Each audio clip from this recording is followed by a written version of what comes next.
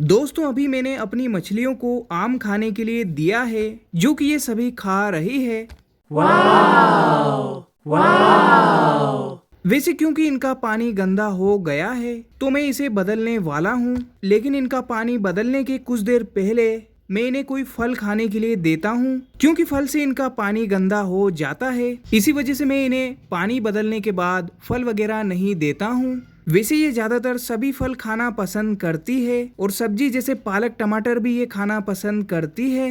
वैसे यहाँ पर 35 से भी ज्यादा गप्पी मछलियाँ मौजूद है वाव और यहाँ पर लगभग 80 गप्पी मछलियाँ मौजूद है वाव और यहाँ पर ये 2 गोल्ड फिश है। वाव। वैसे अगर मैं इन्हें कुछ इस तरह से हाथ में एक आम का टुकड़ा पकड़कर खिलाऊंगा तो भी ये इस तरह से खा लेती है। वाव।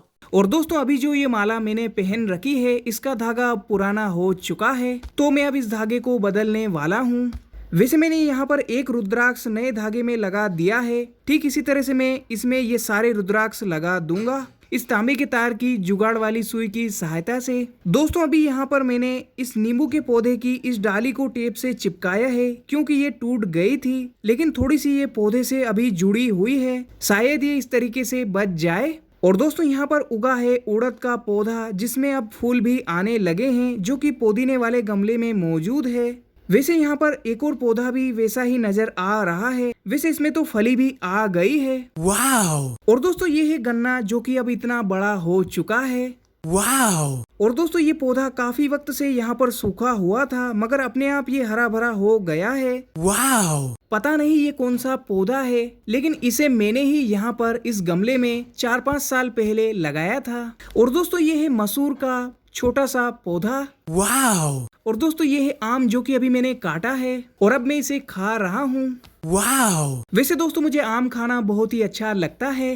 वाव। और दोस्तों अभी मैं अपनी रुद्राक्ष की माला बना रहा हूँ, जिसमें 3 धागे में लगाने वाला हूँ। सबसे पहले मैं एक धागे में सभी रुद्राक्ष पिरो रहा हूँ और दोस्तों अब मैं दूसरे धागे में इन रुद्राक्ष को पिरो रहा हूँ। वैसे अभी इसके बाद मुझे एक और धागे में भी इन्हें पिरोना है। और दोस्तों अब मैं तीसरे और आखिरी धागे में इन रुद्राक्ष को पिरो रहा हूँ।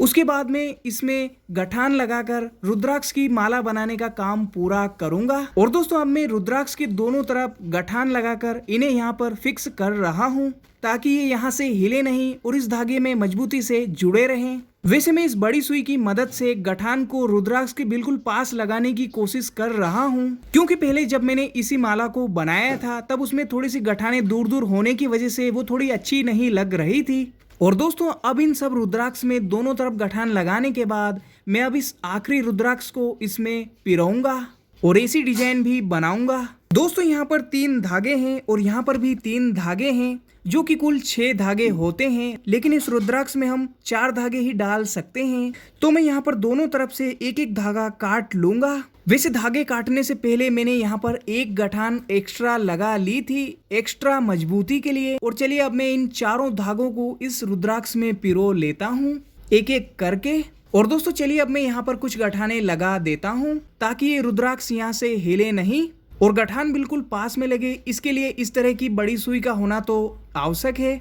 और अब मैं इसे बनाऊंगा। यहाँ पर पहले मैं इन लंबे धागों को थोड़ा सा काट लेता हूँ और इसे बनाने के लिए मैं इसकी लंबाई से डबल कुछ धागे इस तरह से काट लूंगा, जिन्हें मैं बिल्कुल बीच में से मोड़ दूंगा कुछ इस तरह से। और फिर मैं यहाँ 2 धागे एक तरफ और 2 धागे दूसरी तरफ रखते हुए यहाँ पर कुछ गठाने लगा लूंगा, ताकि ये धागों के टुकड़े यहाँ पर मजबूती से जुड़े रहें। और उसके बाद मैं यहाँ पर जैसे इसे बांधा था इसे भी बांध दूंगा कुछ इस तरह से। और फिर एक्स्ट्रा धागों को मैं कैंची से काट लूंगा।